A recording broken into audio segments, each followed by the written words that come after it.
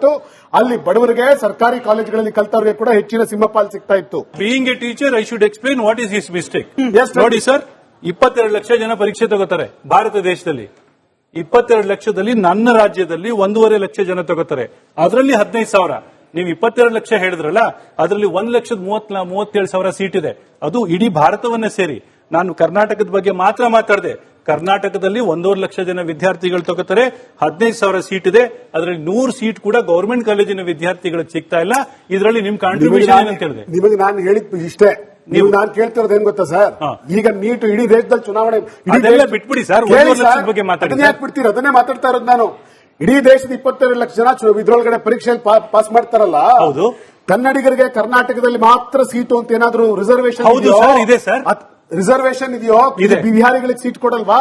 ಇಲ್ಲಿ ಗುಜರಾತಿಗಳಿಗೆ ಸೀಟ್ ಕೊಡ್ತಾ ಇಲ್ವಾ? ಹೌದು ಸರ್. ಇಲ್ಲಿ ಹಿಂದಿಗೆ ಉತ್ತರ ಭಾರತ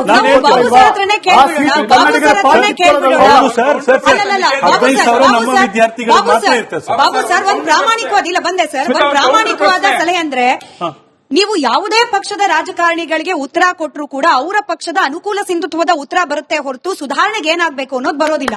ಹಾಗಾಗಿ ನಿಮಗ್ ಕೇಳ್ತೀನಿ, ನಿಜವಾಗ್ಲೂ ಮೆಡಿಕಲ್ ಅಂತಹ ದೊಡ್ಡ ಶಿಕ್ಷಣದ ವ್ಯವಸ್ಥೆಗೆ ಒಳಗಾಗಬೇಕು ಅಂತ ಪ್ರಯತ್ನ ಪಡ್ತಿರೋ ವಿದ್ಯಾರ್ಥಿಗಳ ಬದುಕು ಹಸನಾಗಬೇಕು ಅಂದ್ರೆ ಏನಾಗಬೇಕು? ಸುಧಾರಣೆ ನಿಜ ಅರ್ಥದಲ್ಲಿ ಏನಾಗಬೇಕು ಅಂತ ಮೊಟ್ಟ ಮೊದಲನೇದು ನಮ್ಮ ಸರ್ಕಾರಿ ಕಾಲೇಜಿನ ವಿದ್ಯಾರ್ಥಿಗಳಿಗೆ ಸರಿಯಾದ ಸವಲತ್ತುಗಳನ್ನು ಸಿಗಬೇಕು. ನೋಡಿ, ಸರ್ಕಾರಿ ಕಾಲೇಜಿನ ಉಪನ್ಯಾಸಕರ ಬಗ್ಗೆ ನಿಮ್ಗೊಂದು ಮಾತು ಹೇಳಲೇಬೇಕು. ಎಲ್ಲರೂ ಕೇಳಿಸ್ಕೊಳ್ಳಿ ಈ ವಿಚಾರದಲ್ಲಿ. ಒಬ್ಬ ಪ್ರೈವೇಟ್ ಕಾಲೇಜ್ಗೆ ಒಬ್ಬ ಕೆಲಸಕ್ಕೆ ಸೇರ್ಕೊಂಡಿರ್ತಾರೆ. ಫಾರ್ ಎಕ್ಸಾಂಪಲ್ ಸರ್ ಸೇರ್ಕೊಂಡಿರ್ತಾರೆ ಪ್ರೈವೇಟ್ ಕಾಲೇಜಲ್ಲಿ. ಅವ್ರಿಗೊಂದು ಗೌರ್ಮೆಂಟ್ ಕೆಲಸ ಸಿಗ್ತದೆ. ಅವ್ರು ಪ್ರೈವೇಟ್ ಕಾಲೇಜನ್ನ ಬಿಟ್ಟು ಗೌರ್ಮೆಂಟ್ ಕಾಲೇಜಲ್ಲಿ ಕೆಲಸ ಮಾಡ್ತಾರೆ. ಅಂದ್ರೆ ಇವರೊಬ್ಬ ಟ್ಯಾಲೆಂಟೆಡ್ ಟೀಚರು. ಇಂಥ ಒಬ್ಬ ಟ್ಯಾಲೆಂಟೆಡ್ ಟೀಚರು ಪ್ರೈವೇಟ್ ಕಾಲೇಜಿನ ಬಿಟ್ಟು ಗೌರ್ಮೆಂಟ್ ಕಾಲೇಜ್ಗೆ ಹೋದ ಅಂತ ಹೇಳಿದ್ರೆ, government college teachers should be talented. What you say my dear students? Right.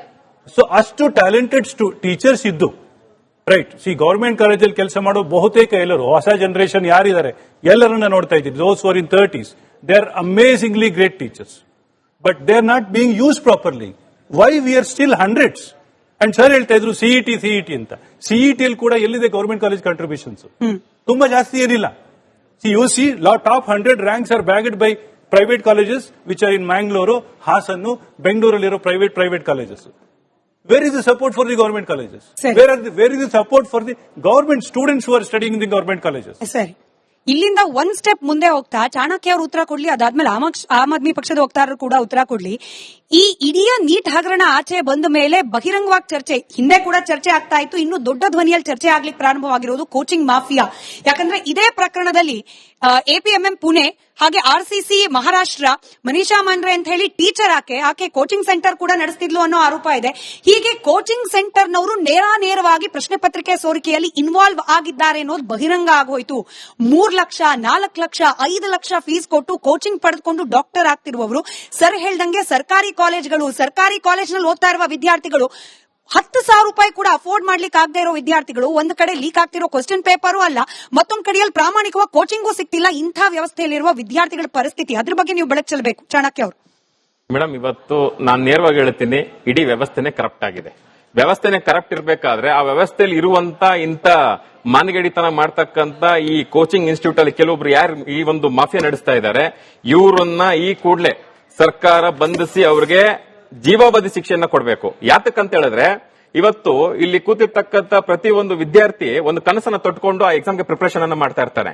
ಆದ್ರೆ ಇವತ್ತು ಪ್ರಭಾವಿ ಮಕ್ಕಳುಗಳು, ಬಲಾಢ್ಯರು, ಯಾರಿಗೆ ಇವತ್ತು ಆರ್ಥಿಕವಾಗಿ ಯಾರು ಪ್ರಬಲರಿರ್ತಾರೆ, ಶಕ್ತಿ ಇರುತ್ತೆ, ಅಂತವ್ರಿಗೆ ಇವತ್ತು 4 ಲಕ್ಷ 5 ಲಕ್ಷ ಎಲ್ಲ ಅದು ಮ್ಯಾಟರ್ ಅಲ್ಲ ಮೇಡಮ್. ಸೊ ಇವತ್ತು ಸಾಮಾನ್ಯ ಕುಟುಂಬದಿಂದ ಬರ್ತಕ್ಕಂಥವ್ರು, ಪೌರ ಕಾರ್ಮಿಕರ ಮಕ್ಕಳು, ಕೂಲಿ ಕಾರ್ಮಿಕರ ಮಕ್ಕಳು ಎಲ್ಲಿ ಹೋಗ್ಬೇಕಾಗಾದ್ರೆ? ಇವತ್ತು ಹಂಗಾದ್ರೆ ಪ್ರಾಮಾಣಿಕ ಪರಿಶ್ರಮಕ್ಕೆ, ಪ್ರಾಮಾಣಿಕ ವಿದ್ಯಾಭ್ಯಾಸಕ್ಕೆ ಇವತ್ತು ಬೆಲೆನೇ ಇಲ್ವಾ ಹಾಗಾದ್ರೆ? ಸೊ ಇಂಥ ವಿದ್ಯಾರ್ಥಿಗಳ ಭವಿಷ್ಯದ ಜೊತೆ ಚೆಲ್ಲಾಟ ಆಡ್ತಕ್ಕಂತ ಇಂಥ ನೀಚ ನಾಲಾಯಕ ಯಾರಿದ್ದಾರೆ, ಇಂಥ ಕ್ರಿಮಿಕೀಟಗಳು, ಇವ್ರನ್ನ ಈ ಕೂಡಲೇ ಬಂಧಿಸಿ ಅವ್ರಿಗೆ ಜೀವಾವಧಿ ಶಿಕ್ಷಣ ಕೊಡ್ಬೇಕು ಅಂತ ಈ ಮುಖಾಂತರ ಹೇಳ್ತೀನಿ. ನೀಟ್ ಯುಜಿ ರಿಸಲ್ಟ್ಸ್ ಬರ್ತದೆ ಡೆಲ್ಲಿ 2024ರಲ್ಲಿ. 1400 ಸ್ಟೂಡೆಂಟ್ ಡೆಲ್ಲಿ ಗವರ್ಮೆಂಟ್ ಅಲ್ಲಿ ಓದಿರೋ ಸ್ಟೂಡೆಂಟ್ ನೀಟ್ ಯುಜಿ ಕ್ಲಿಯರ್ ಮಾಡ್ತಾರೆ. ಇವತ್ತು ನಾನು ಪ್ರೌಡ್ ಆಗಿ ಹೇಳ್ತೀನಿ, ಇದು ಆಮ್ ಆದ್ಮಿ ಪಾರ್ಟಿ ಎಜುಕೇಶನ್ ರೆವಲ್ಯೂಷನ್ ಇಂದಾನೇ ಆಗಿದ್ದು. ಪಂಜಾಬ್ ಅಲ್ಲಿ 882 ಗವರ್ನಮೆಂಟ್ ಸ್ಕೂಲ್ಗೆ ಹೋಗಿರೋ government students NEET UG clear ಮಾಡ್ತಾರೆ. ಇದು ಕೂಡ ಪ್ರೌಡ್ ಆಗಿ ಹೇಳ್ತೀನಿ ಆಮ್ ಆದ್ಮಿ ಮಾಡಿರೋದು. 2 ಸ್ಟೇಟ್ ಅಲ್ಲಿ ನಾವು ಇದ್ದೀವಿ, ನಾವು ಮಾಡಿ ತೋರಿಸಿದೀವಿ. ಇಡೀ ಭಾರತ ದೇಶದಲ್ಲೂ ಕೂಡ ನಾವು ಇದೇ ಬದಲಾವಣೆ ತರ್ತೀವಿ ಅಂತ ಪ್ರೌಡ್ ಆಗಿ ಗ್ಯಾರಂಟಿ ಲೀಕ್ಗಳ ಬಗ್ಗೆನೂ ತಾವು ಮಾತನಾಡಬೇಕಾಗುತ್ತೆ ಬರ್ತೀನಿ, ಸರ್, ಬರ್ತೀನಿ, ದಯವಿಟ್ಟು. ಬರ್ತೀನಿ, ಯಾಕಂತಂದ್ರೆ ಕೇವಲ ದೆಹಲಿ ಬರ್ತೀನಿ ಮೇಡಮ್, ಹಿಂದಿದ್ದನ್ನ ಬರ್ತೀನಿ. ನೆನಪು ಮಾಡ್ಕೊಂಡು ಖುಷಿ ಪಡೋದಲ್ಲ, ಈಗ ಆಗ್ತಿರೋದನ್ನ ಮಾತಾಡಿ. ಇವಾಗ ಯಾರೋ ಕೆಲವು ಸ್ಟೂಡೆಂಟ್ ಬ್ಲೂಟೂತ್ ಇಟ್ಕೊಂಡು ಮಾತಾಡಿದ್ದಾರೆ, ಅವ್ರ ಮೇಲೆ ಇಮಿಡಿಯೇಟ್ ಆಕ್ಷನ್ ತಗೊಂಡಿದ್ದಾರೆ. ಯಾವ ಎಕ್ಸಾಮು ಕ್ಯಾನ್ಸಲ್ ಆಗಿಲ್ಲ, ಯಾವ ಪೇಪರು ಲೀಕ್ ಆಗಿಲ್ಲ. ರೆವಲ್ಯೂಷನ್ ಪಂಜಾಬ್ ಅಲ್ಲಿ ಪೇಪರ್ ಲೀಕ್ ಅಂತ ಮಾತಾಡ್ತಾ ಇರೋದು ನಾವು. ನೀಟಲ್ ಆಗಿರೋದು 2 ಸಲ ಆಗಿದೆ. ನಾನು ಅವಾಗ್ಲೇನು ಹೇಳಿದೀನಿ, ಇವಾಗ್ಲೂ ಹೇಳ್ತಾ ಇದ್ದೀನಿ. ಕಾಂಗ್ರೆಸ್ ಗವರ್ಮೆಂಟ್ ಅಲ್ಲೂ ಆಗಿದೆ, ಈ ಗವರ್ಮೆಂಟ್ ಅಲ್ಲೂ ಆಗಿದೆ. ನಿಖಿತ್ ಮೋದಿ ಅವರು ಹೇಳಿದ್ರು, ಯಾವುದೇ ಗವರ್ಮೆಂಟ್ ಆದ್ರೂ ಇರ್ಲಿ, ಆಮ್ ಆದ್ಮಿ ಪಾರ್ಟಿ ಆಗಿದ್ರು ಪರವಾಗಿಲ್ಲ, ಅದೇನಾರು ಆಗಿದ್ರೆ ಅದು ಯಾರು ಹೊಣೆ ಆಗಿದ್ರೆ ಅವರು ರಾಜೀನಾಮೆ ಕೊಡ್ಲೇಬೇಕು. ಅದು ಏನಕ್ಕೆ ಅಂದ್ರೆ ಒಂದು ಅಕೌಂಟಬಿಲಿಟಿ. ನೀನು ಆ ಮಂತ್ರಿಯಾಗಿ ನೀನ್ ಕೆಲಸ ಮಾಡಿಲ್ಲ, ನೀನ್ ಕೆಲಸ ಮಾಡಿಲ್ಲ ಅಂದ್ರೆ ನಿನಗೆ ಆ ಪೊಸಿಷನ್ ಅಲ್ಲಿ ಕಂಟಿನ್ಯೂ ಮಾಡಕ್ ಯೋಗ್ಯತೆ ಇಲ್ಲ, ನೀನ್ ಬಿಟ್ಟು ಹೋಗ್ಬೇಕು. ಏಕಂದ್ರೆ ಇದು ನಮ್ಮ ವಿದ್ಯಾರ್ಥಿಗಳ ಭವಿಷ್ಯ. ಯಾವುದೇ ರಾಜಕೀಯ ಬೇಡ ಇದ್ರಲ್ಲಿ. ಅದು ಯಾರು ಆಗಿರ್ಲಿ ರಿಸೈನ್ ಮಾಡ್ಲೇಬೇಕು, ಬದಲಾವಣೆ ತರಲೇಬೇಕು. ನಿಮ್ ಈ ಪ್ರಶ್ನೆಯಿಂದಾನೇ ಪೂರಕವಾಗಿ ಅಥವಾ ನಿಮ್ ಈ ಉತ್ತರದಿಂದಾನೇ